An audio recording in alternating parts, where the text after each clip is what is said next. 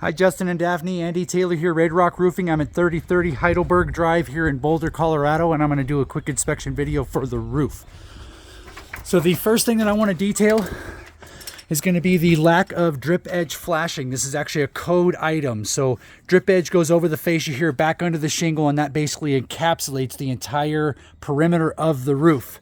Right here with that, there are 2 layers of shingles. Now, I'm going to detail how this is really bad for the home and what it's actually done to the shingles themselves.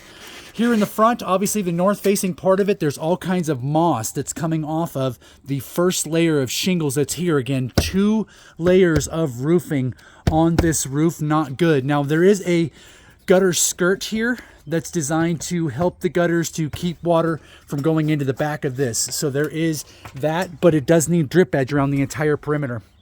Now I want to put down over here, you can see that on the edge, all of these shingles are really wavy as they would.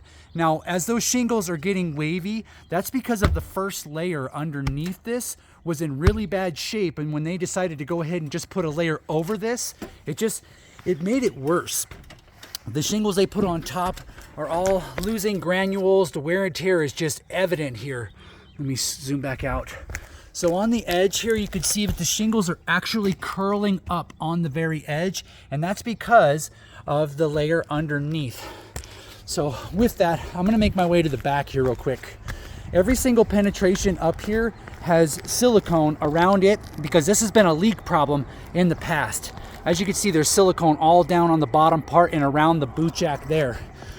The south-facing slope has a lot of granule loss, like way more than you even want to see. That's 30-40%, 30-40%, and it gets worse.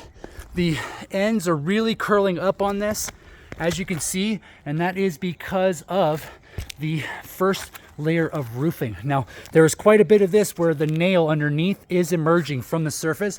That's a very vulnerable part for water to migrate into other areas.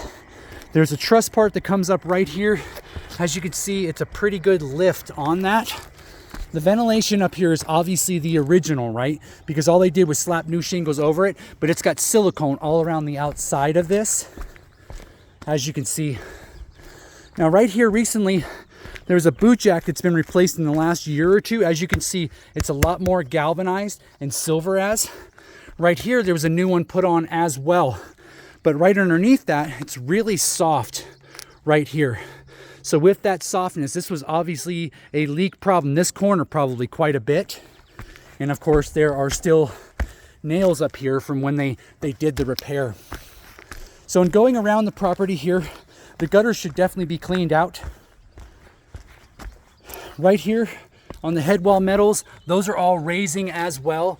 All of these nails that are really emerging from the surface, those again are very vulnerable penetration points.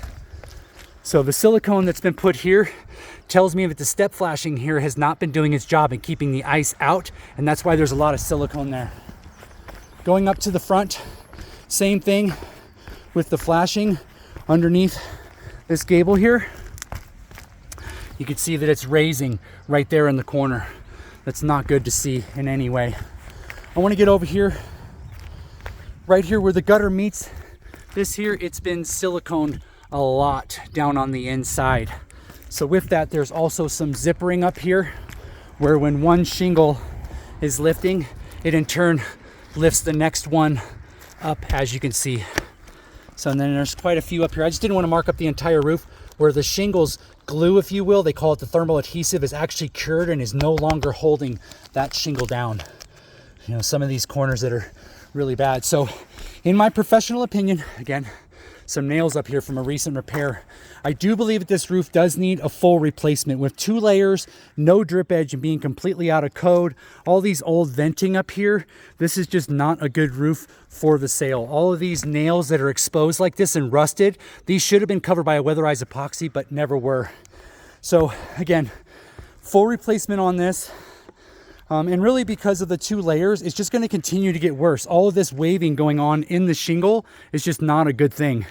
It's too bad that when the roof was replaced, they didn't just tear off the old layer and put a new one on. So I really appreciate the opportunity to get out here, bring up to speed. I'm gonna apologize quickly for my long video. There was a lot to detail on this. Again, Andy Taylor with Red Rock Roofing, where our motto is standing for greatness. I'm gonna go ahead and sign off.